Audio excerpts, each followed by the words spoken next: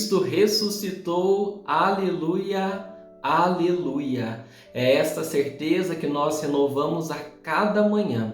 Ao despertar, a ressurreição de Jesus nos enche de esperança. E nós queremos, em Sua palavra, nos fortalecer. Em nome do Pai, e do Filho, e do Espírito Santo.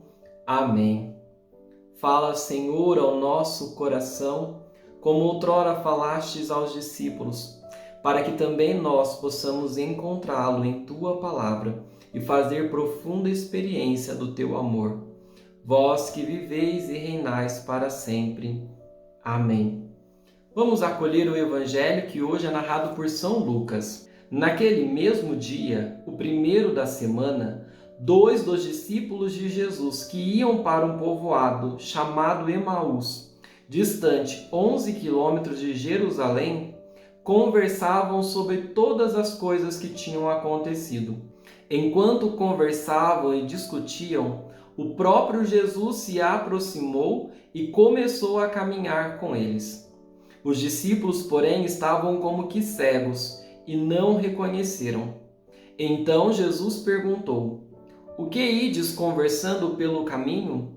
Eles pararam com o rosto triste, e um deles, chamado Cleofas, lhe disse: "Tu és o único peregrino em Jerusalém que não sabe o que lá aconteceu nestes últimos dias?" Ele perguntou: "Que foi?" Os discípulos responderam: "O que aconteceu com Jesus, o Nazareno, que foi um profeta poderoso em obras e palavras, diante de Deus e diante de todo o povo. Nossos sumos sacerdotes e os nossos chefes o entregaram para ser condenado à morte e o crucificaram. Nós esperávamos que ele fosse libertar a Israel, mas apesar de tudo isso, já faz 3 dias que todas essas coisas aconteceram. É verdade que algumas das mulheres do nosso grupo nos deram um susto. Elas foram de madrugada ao túmulo e não encontraram o corpo dele. Então voltaram dizendo que tinham visto anjos e que estes afirmavam que Jesus está vivo. Alguns dos nossos foram ao túmulo e encontraram as coisas como as mulheres tinham dito. A ele, porém, ninguém o viu." Então Jesus lhes disse: "Como sois sem inteligência e lentos para crer em tudo que os profetas falaram? Será que o Cristo não devia sofrer tudo isso para entrar na sua glória?" E começando por Moisés e passando pelos profetas, explicava aos discípulos todas as passagens da Escritura que falavam a respeito dele. Quando chegaram perto do povoado onde iam, Jesus fez de conta que ia mais adiante. Eles, porém, insistiram com Jesus, dizendo: "Fica conosco, pois já é tarde e a noite vem chegando." Jesus entrou para ficar com eles. Quando se sentou à mesa com eles, tomou o pão, abençoou, partiu e lhes distribuía. Nisso, os olhos dos discípulos se abriram e eles reconheceram Jesus. Jesus, porém, desapareceu da frente deles. Então um disse ao outro: "Não estava ardendo o nosso coração quando ele nos falava pelo caminho e nos explicava as Escrituras?" Naquela mesma hora, eles se levantaram e voltaram para Jerusalém, onde encontraram os 11 reunidos com os outros. E estes confirmaram: realmente o Senhor ressuscitou e apareceu a Simão. Então, os dois contaram o que tinha acontecido no caminho e como tinham reconhecido Jesus ao partir do pão. Palavra da salvação, glória a vós, Senhor. Nessa semana de forte alegria pascal, que nós chamamos de oitava da Páscoa, o único dia da ressurreição, nós estamos meditando o Evangelho, nos mostrando como foi para os discípulos a experiência primeira com o ressuscitado. E a partir da experiência deles, nós buscamos a nossa, porque nós também queremos nos encontrar com Jesus. Não perca isso de mente. Jesus, que está vivo, pode e deve ser encontrado por cada um de nós. E dentro deste caminho espiritual que nós estamos vivendo esta semana, a cada dia nós meditamos um evangelho.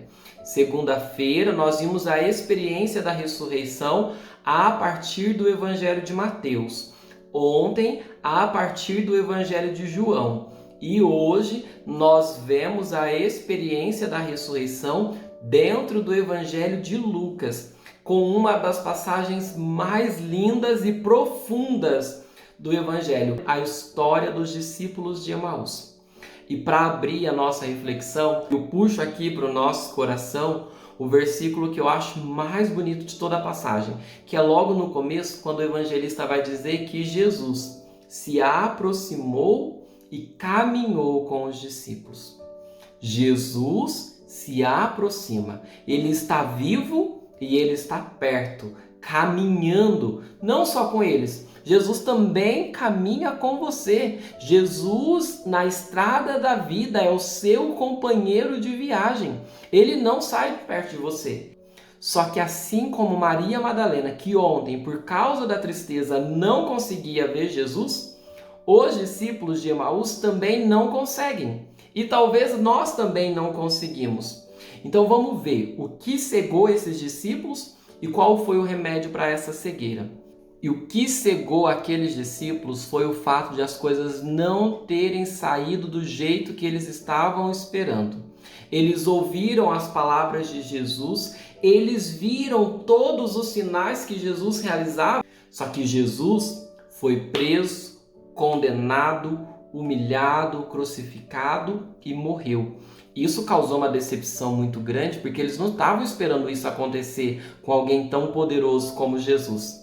E mesmo ouvindo, olha das mulheres, nós vimos um anjo falando que Jesus ressuscitou. Depois Pedro e João vai lá e falam, não gente, do jeito que elas falaram, tá as coisas lá. Mesmo ouvindo esse anúncio pascal, o coração não consegue acreditar. Estão decepcionados. Então eles falam, vamos largar a mão disso, vamos voltar, vamos seguir a nossa vida, porque isso aqui não está valendo a pena. E quantas vezes nós também nos decepcionamos? Nos decepcionamos porque as coisas não saem do jeito que a gente pediu, não saem do jeito que a gente queria, e a gente fala, não, isso aqui não compensa, vamos largar a mão disso, vamos voltar para a nossa vida, larga a mão essa história de Jesus, larga a mão essa história de igreja, não, vamos dar um basta. Então, quando eles estão fazendo este caminho de decepção, de tristeza, Jesus se coloca ao lado deles. E como Jesus cura eles dessa cegueira causada pela decepção, Jesus começa pela palavra. Porque Jesus vai mostrar para eles, olha, esta imagem que vocês criaram de Deus não é a realidade. Deus é maior do que o que está na tua cabeça. Os projetos de Deus são maiores do que os teus. Eu sei o que você esperava, eu sei o que você queria, mas eu preciso fazer o que o Pai quer. Então Jesus pega as Escrituras e vai mostrando para eles quem verdadeiramente Deus é. Vai mostrando para eles que estava escrito, olha, o Cristo vai sofrer, o Cristo vai ser preso, vai ser condenado, mas em todo este sofrimento, em toda esta dor, em tudo isso que você não consegue entender, em tudo isso que dói no teu coração, em tudo isso que te decepciona, Deus vai usar para realizar o seu projeto de salvação. Então, à medida em que Jesus vai falando com eles, em que Jesus vai explicando a palavra, o coração deles vai ardendo, porque a palavra é o caminho que nos leva para o Deus vivo e verdadeiro.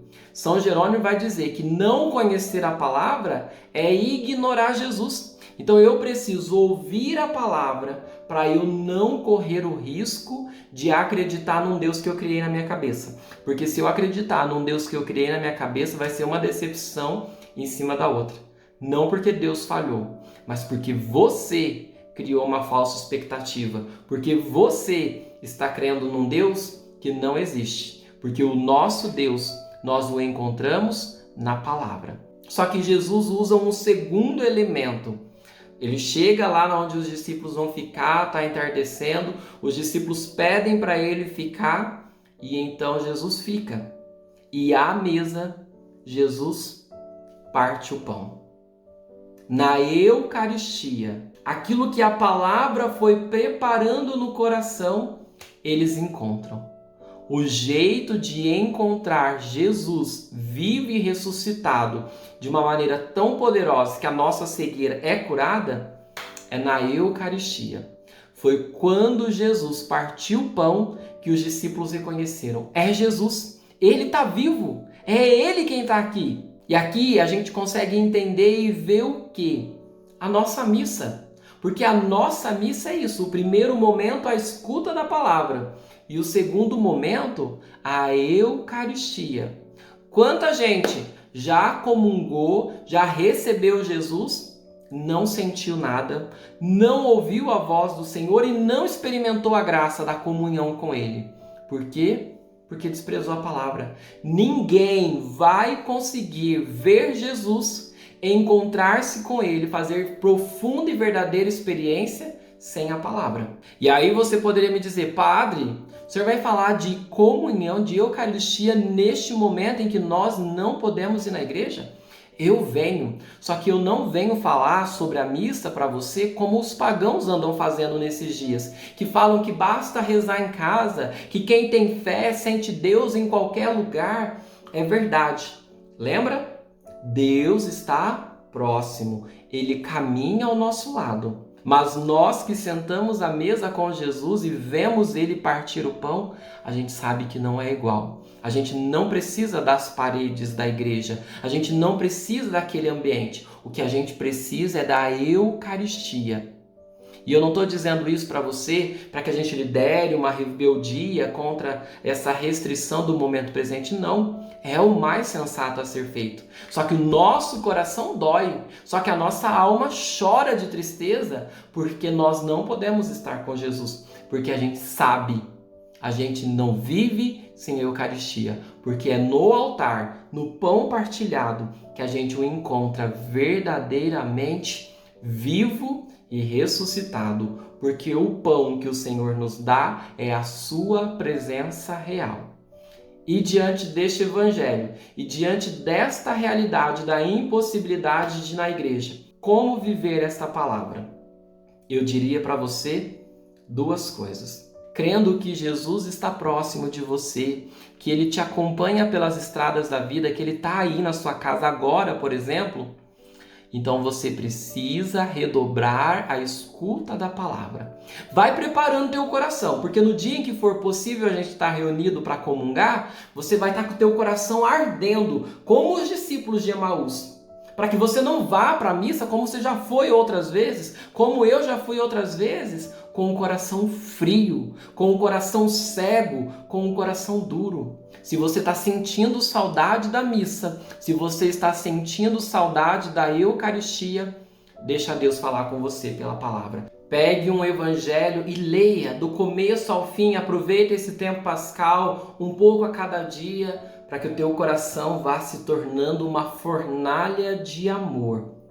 E assim o teu coração vai estar pronto para receber Jesus. E no dia que você entrar na fila da comunhão, os teus olhos estarão tão abertos que você saberá, Jesus está vivo e Ele é o alimento da minha vida. Mas enquanto eu não chego no altar, eu o trago pela palavra, porque Jesus está presente na sua palavra que faz o coração arder. E a segunda atitude concreta que nasce desta palavra como uma resposta para a realidade que nós estamos vivendo é a prece dos discípulos. Fica, Senhor, comigo. Porque quando eu tenho a certeza que Deus está próximo de mim, caminhando ao meu lado, então eu vou rezar insistentemente, pedindo, fica, Senhor, comigo. A tua presença me é necessária. Fica, Senhor, comigo, porque eu quero te conhecer. Eu quero me livrar de toda a falsa visão que eu tenho tua, para que te conhecendo, eu tenha em ti a luz da minha vida e a força para a minha caminhada. Peça isso ao longo do dia e nenhuma decepção mais vai te afastar de Deus. E se uma decepção te afastou de Deus, você vai voltar. E Deus vai agir na tua vida. Fica com o Senhor, porque Ele está com você. Que Deus te abençoe. Em nome do Pai, e do Filho, e do Espírito Santo. Amém.